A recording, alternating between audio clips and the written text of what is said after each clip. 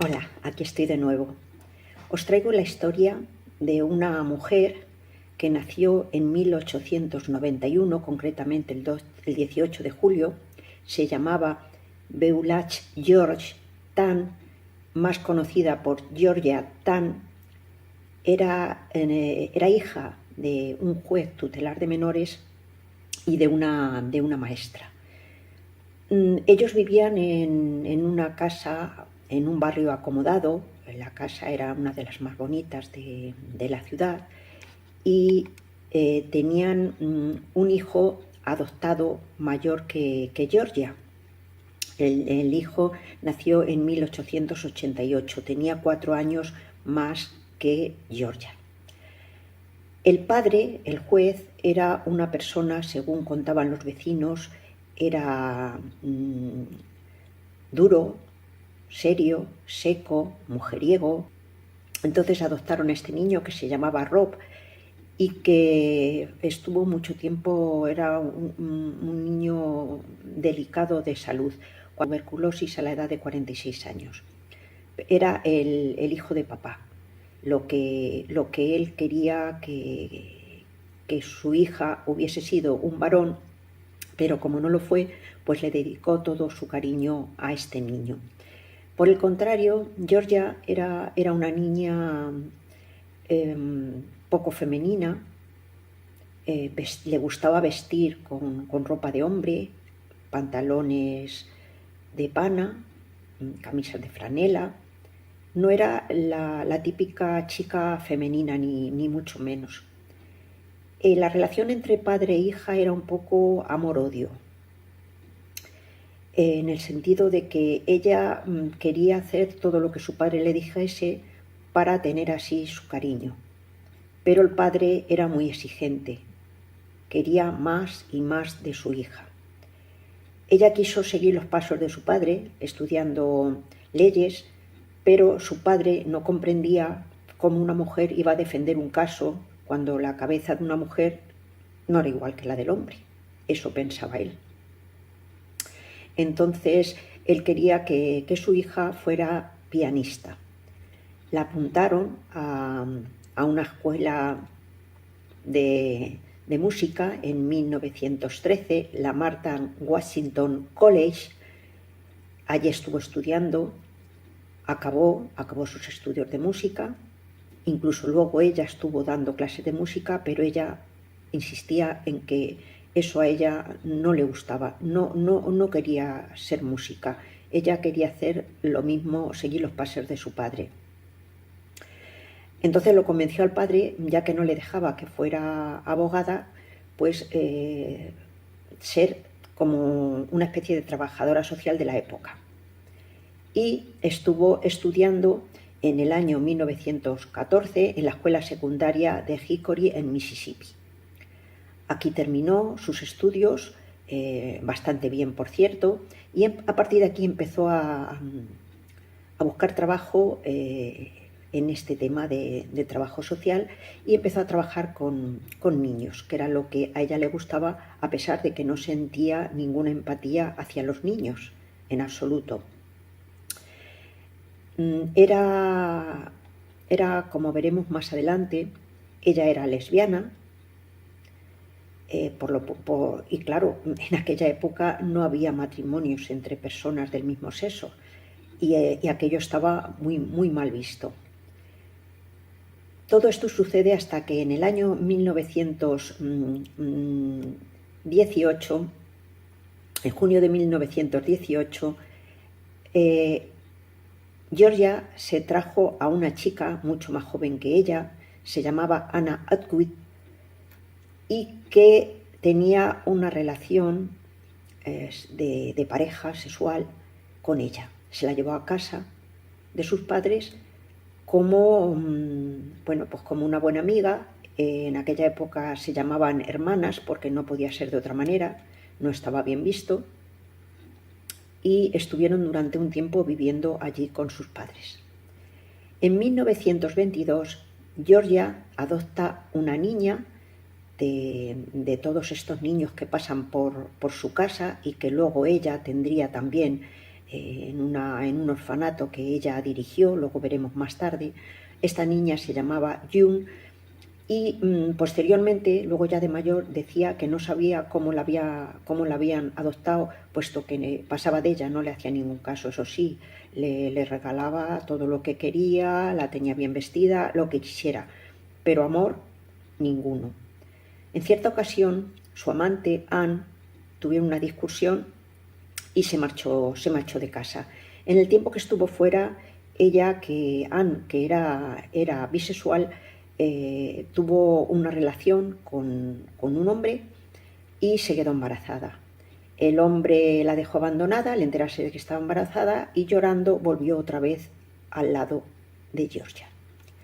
Estuvieron juntas hasta que Georgia falleció.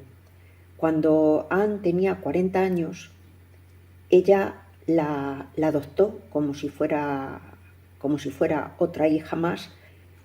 En agosto de 1924 se mudan a Memphis, ya como una familia, con el hijo, con Jack, que era el hijo que tuvo Anne con este señor, y June con la hija que adoptó Georgia.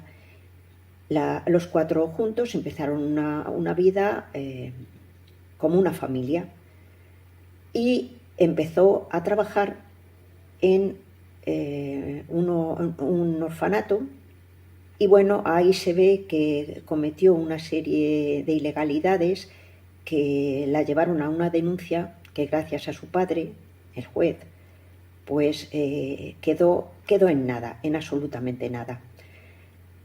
Recordemos que en 1918 estalló la que llamaban la gripe española, que no tiene nada que ver con España porque no surgió aquí en España, pero bueno, la llamaban así. Entonces hubo muchísimas muertes, hubo muchos niños que quedaron huérfanos, abandonados, solos en la calle, sin padre, sin madre. Lo digo esto para poder entrar un poco en situación en lo que luego ocurrió. Bueno, pues otra vez, y con ayuda de su papá, le buscó un trabajo en Tennessee Children's Home Society, y al poco tiempo llegó a ser pues la supervisora, la mandamás de aquello. En aquella época las adopciones no son ni mucho menos no eran como son hoy en día, ni mucho menos. Allí iban los niños que no tenían dónde ir, y estos orfanatos lo que hacían es buscarles una familia que pudiera darles una vida mucho más cómoda y mucho mejor.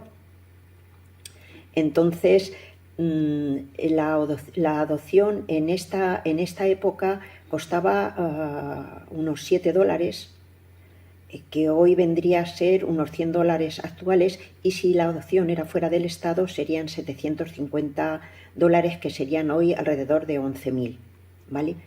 Bueno, pues esta mujer, Georgia, vio cómo podía hacerse rica a costa de todo esto, y decidió, al principio lo hacía bien, las adopciones las hacía medio bien, pero se dio cuenta que muchas personas muy influyentes y con mucho dinero solicitaban una adopción, y ella sabía que si cobraba más dinero por esas adopciones, esta gente que tenía mucho dinero pues se lo podía permitir, y se los daban mientras ella sacase una buena tajada, que solía sacarse entre un 90% de lo que era lo normal o lo que tenía el orfanato en sí. Como al principio todo iba muy bien, empezó a darse a conocer, gracias a su padre, como el hada madrina, como la persona que a esos niños necesitados les daba una casa donde poder ser feliz.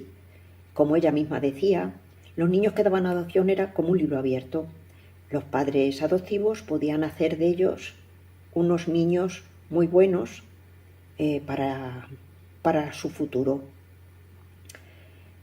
Y pues gracias a eso y a las influencias que tenía, gracias a políticos, médicos, enfermeras, incluso colaboradores que tenía en el propio orfanato, que por cierto no tenían ningunos estudios para trabajar como asistentes sociales o como enfermeras o cuidadores, era lo que a ella le interesaba. ¿Qué le interesaba a ella? Pues le interesaba los niños que la gente rica quería. Esos niños rubios, con ojos azules o ojos verdes, preferiblemente bebés. Pero claro, también había otros niños que si ya eran un poco adultos, ¿a quién se los daba? Pues se los daba a adultos mayores, pues ya podemos imaginar para qué. Luego a otros se los daba, lo utilizaban a los niños ya más mayores como esclavos para trabajar el campo, para las empresas, no sintiendo ningún amor ni nada hacia ellos. En aquella época el alcalde de Memphis le llamaban el jefe Crumb. Era un corrupto que tenía atemorizado a un montón de gente y tapaba lo que hacía Georgia en el orfanato. Además, contaba con la ayuda de una juez que era amiga suya y que se llamaba la juez Kelly. Los niños que nadie quería, ella no los llevaba al médico. ¿Para qué? ¿Se iba a gastar dinero en esos niños en el médico? Pues no. Incluso los bebés que tampoco nadie quería, los ponía a los buenos, a los que estaban sanos, junto con los que estaban malos, en 4 o 5 en la misma cuna.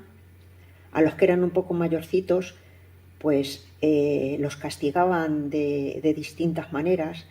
Incluso llegaron a decir los supervivientes que recordaban, los colgaban de perchas, los intentaban ahogar en las bañeras, les daban que tomasen pastillas para que estuvieran adormecidos y no lloraran, no dieran guerra, les daban muy mal de comer, de hecho murieron muchos deshidratados.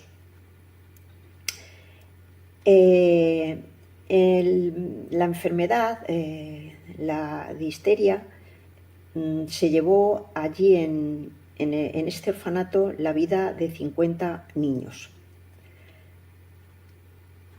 Una mujer llamada Bárbara y su hermana Mary fueron abandonadas por su madre, cayeron en manos de esta mujer que abusaba sexualmente de Mary, y un niño violado llamado Billy y que luego tuvo que ser operado de urgencias porque se moría. Según cuentan, en el departamento de Memphis, donde estaba Georgia, llegaron a morir más de 500 niños. Según dicen, cuando echaron abajo esta institución, detrás, en los jardines, había cadáveres de niños. Cuando se le acababan los niños, pues ¿qué hacía? Pues muy fácil. Llegaba, tenía 2 confidentes que iban por los hospitales y cuando se enteraban de que una mamá iba a tener niños, un bebé, si estaba que la madre estuviera sola porque el marido no estuviese o que estuviera en unas circunstancias especiales, aparecían por allí, se llevaban al niño, al bebé, para que lo miraran el médico y que luego se lo devolverían. Esos niños nunca volvieron con su madre biológica, nunca. Como como cada vez el nombre de esta mujer atravesó los estados, era, ya digo, el hada madrina de mucha gente, pues había colas de gente que necesitaban niños, querían adoptar a niños. Las dos ayudantes de esta mujer, por decir algo, se llamaban Alma Walton y Regina Warner. En 1940, estas dos mujeres se trasladaban hasta California y Nueva York de 1 a 4 niños. En principio solo deberían llevar uno, pero si llevaban 4, pues sacaban mucho más del dinero. Se juntaban en el Hotel Baltimore, abajo, y les entregaban el bebé tras firmar un cheque, los padres adoptivos, por $700, que hoy serían unos $13.000. Entonces les hacían entrega del bebé. Georgia era muy inteligente. Ella no iba a dejar informes ni nada que luego la pusiesen en tela de juicio. Así que lo que hacía era que manipulaba las partidas de nacimiento, manipulaba los padres biológicos, incluso llegó a cambiar una ley para que las adopciones fueran cerradas, es decir, que no se supiera nunca de dónde venían estos niños. Lógicamente, si cogía a estos niños y se los llevaba fuera del estado, era muchísimo más difícil que los padres biológicos encontraran a esos niños. Una de las formas que tenía Georgia para que adoptaran a estos niños se le ocurrió en las Navidades, ponía anuncios, llegó a poner hasta 400 anuncios de este tipo, en el que aparecían unos niños en el periódico, rubios, bien vestidos, guapos, en el que decía que si no les daba pena a estos niños y que se los podían regalar por Navidad, que eran como una especie de osito de peluche que podían acariciar, vaya, como si vendieran un osito de peluche, un muñeco o un perrito. Eso sí, guapos, para que contra más guapos, más dinero sacarían por ellos. En cuanto al tema de las familias, el tema religioso, había algunos judíos que querían tener un bebé judío y querían asegurarse que el niño que adoptaban era judío. No había problema. Le cambiaban el nombre, ya era judío. Enseñaban papeles falsos y le entregaban un niño que ellos creían que realmente era judío. Estaban sobornados todos, médicos, como he dicho, enfermeras, personal del orfanato, la juez Kelly, el alcalde, todo esto con ayuda del padre, que no las quería al principio y que luego pues le echó una mano en estos temas. Entre los personajes más importantes a los que ella vendió a estos niños tenemos a la actriz Joan Crawford, que adoptó primero a una niña que se llamó Cristina, que luego no sé si habréis leído o habéis oído que escribió sobre su madre, poniéndola menos buena de todo. Después a Christopher y por último a las gemelas Cindy y Katie. También otra pareja muy famosa fue June Allison y Dee Powell, que adoptaron a una niña que se llamaba Pan. Otra actriz famosa fue Lana Turner, una novelista muy famosa como Pearl Buck y el gobernador de Nueva York, Herbert Lehman, quien aprobó una ley que sellaba los certificados de nacimiento adoptados en Nueva York en 1935, como no. Y el cantante, por ejemplo, el cantante country y actor Smiley Burnett también tenía 4 hijos adoptados, todos ellos de la mano de Georgia Tann. Uno de los bebés secuestrados fue Rick Flair, que fue luego un conocido luchador profesional que siempre defendió a Georgia Tann. porque ella pensaba que hacía lo mejor. A los niños que recogía hubo un periodo en que ella misma iba a las guarderías, se presentaba con un cochazo impresionante, con chofer, y llegaba a la guardería y decía que venía de los trabajadores, de trabajadores social, y que se llevaban a esos niños porque sus madres, como familia monoparental, no podían tener a esos hijos y se los llevaban. No había, como ahora, tanto control. En 1949, el gobernador de Texas, Jim Nance McCall, pidió a un abogado que se llamaba Robert L. Taylor y a la juez Camila Kelly, que como recordaremos era la amiga de esta mujer, pues pidió que controlaran qué estaba pasando allí, que había muchas quejas, en particular de padres biológicos que habían perdido a sus hijos y que pensaban que se la había llevado ella, en fin. Este abogado descubrió el negocio sucio de Georgia y la razón por la que no la atraparon durante tantos años.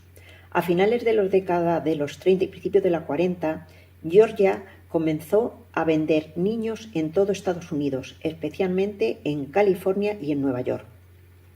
Estas acusaciones llegan a manos del nuevo gobernador del estado, que era Gordon Browning, que el 11 de septiembre empezó a destapar el robo y la posterior venta de estos niños con fines lucrativos por parte de Georgia y sus secuaces. En 1950, con ayuda de este gobernador y del abogado, acusa a Georgia en una conferencia pública en septiembre de 1950, pero ella no puede acudir, alegando que está enferma. Es cierto, estaba enferma. Entró en coma por entonces, tenía un cáncer avanzado de útero y falleció al poco tiempo después. Nadie fue juzgado por todos estos actos. Nadie. Como las adopciones eran cerradas,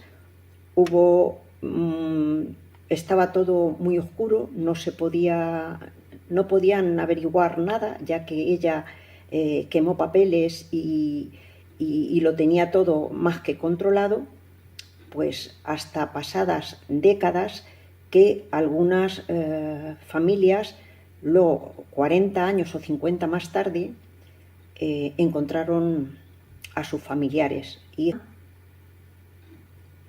el caso de Irma, que fue una niña de las que secuestró Georgia Tame con el pretexto, llegó al hospital y la niña tosía mucho, y con el pretexto de curarla, se la llevó para darle, como si fuera su propia hija, para darle atención médica, y así la madre no tenía que pagar, y no la volvió a ver más. La estuvo buscando por todos sitios, pero eran pobres y no había forma de luchar los pobres contra los ricos, como pasa siempre.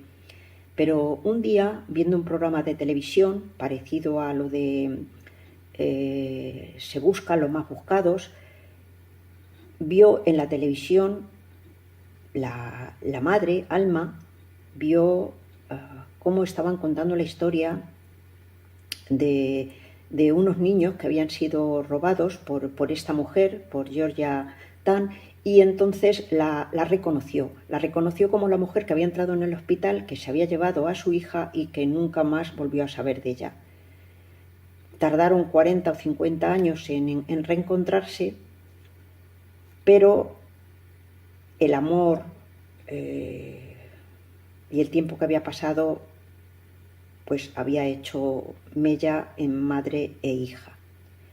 En honor a los niños fallecidos y asesinados en el orfanato de Memphis, en el cementerio Elmwood se recaudó $13.000 en el año 2015 para levantar un monumento en honor a estos niños, en el que pone: en memoria de los 19 niños que finalmente descansan aquí sin ser identificados y de todos los cientos que murieron bajo la mano fría y dura de la Sociedad de Hogares Infantiles de Tennessee. Se desconoce su lugar de descanso final. Y esta es la historia de esta mujer que dicen que llegó a vender más de 5.000 niños. Bueno, pues yo creo que dicho esto ya no hay más palabras.